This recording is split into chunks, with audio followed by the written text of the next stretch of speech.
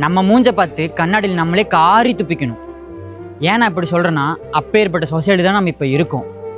சிவகாசியில் சோலை ராணின்னு ஒரு பொண்ணு சூசைட் பண்ணி இறந்து போச்சு, ஒரு ஸ்டோரி போட்டதுனால. சரி, நானும் என்னடான்னு எடுத்து பார்த்தோம் அப்படின்னா, அந்த பொண்ணு சிவகாசியில் ஐயா நாடார் ஜானகியம்மாள் காலேஜில் படிச்சுட்டு வந்திருக்கு. படிச்சுட்டு வரும்போது தேர்ட் இயர் படிக்கிற பையனை லவ் பண்ணியிருக்கு. லவ் பண்ணால் என்ன பண்ணுவாங்க, ஃபோட்டோ எடுப்பாங்கல்ல, அந்த பொண்ணு எடுத்திருக்கு. அதை கொண்டு போய் ஸ்டோரியாக வச்சுருக்கு.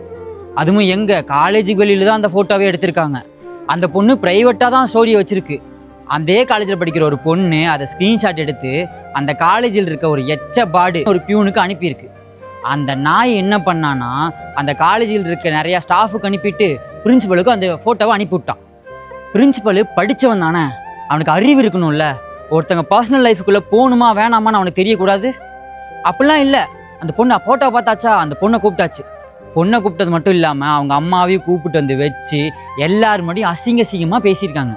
அசிங்கமாக அந்த பெண்ணையும் அவங்க அம்மாவையும் பேசிட்டு கடைசியில் என்கொயரி மேலே என்கொயரின்னு வச்சு அந்த பொண்ணு வீட்டுக்கு சூசைடே பண்ணி செத்து போச்சு. ஆமாம், இப்போ அந்த பொண்ணு உயிரோடே இல்லை.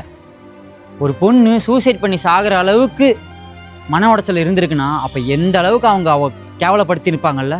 அது எல்லாம் பிரின்சிபல் பேசுனால அது காலேஜ் ஃபுல்லாக ட்ரெண்ட் ஆயிருச்சு. இப்பேற்பட்ட சொசைட்டி தான் நம்ம இருக்கோம். ஒரு படித்தவங்களுக்கு ஒரு நார்மலாக ஒரு பர்சனல் லைஃபுக்குள்ளே போகக்கூடாதுன்னு அறிவே இல்லை. இவங்களெல்லாம் யார் பிரின்சிபலாக வச்சது? இப்போது போலீஸ் வந்து சொல்கிறாங்க, ப்ரொட்டஸ்ட் நடந்தனால நான் இந்த மாதிரி நாங்கள் கேஸ் ரிஜிஸ்டர் பண்ணியிருக்கோங்கிறாங்க. அது இப்போ ப்ரொட்டஸ்ட் நடந்ததுக்கப்புறம் தான் நடந்துச்சு. இப்போ ஒருவேளை இந்த ப்ரொட்டஸ்ட் நடக்கலை அப்படின்னா அவங்க மேலே கேஸ் ரிஜிஸ்டர் ஆயிருக்குமா, நமக்கு தெரிஞ்சிருக்குமா? இல்லை. இப்போது இது வந்து ஒரு பிரச்சனை இல்லை, இதோட நமக்கு நிறையா பிரச்சனை அடுத்து வந்துக்கிட்டே தான் இருக்குது. நம்மளும் அடுத்தடுத்து பேசிக்கிட்டே தான் இருக்கோம். ஆனால் இங்கே பிரச்சனை தீர்ந்தபாடே இல்லை. ஆனால் ஒன்றே ஒன்று சொல்கிறேன், இங்கே எந்த பிரச்சனை வந்தாலும் அதுக்கு சூசைடு வந்து ஒரு சொல்யூஷனே இல்லை. அதை முதல்ல புரிஞ்சுக்கணும். சூசைடு பண்ணால் அப்போ நம்ம எல்லா விஷயத்துக்கும் சூசைடு தான் பண்ணணும்.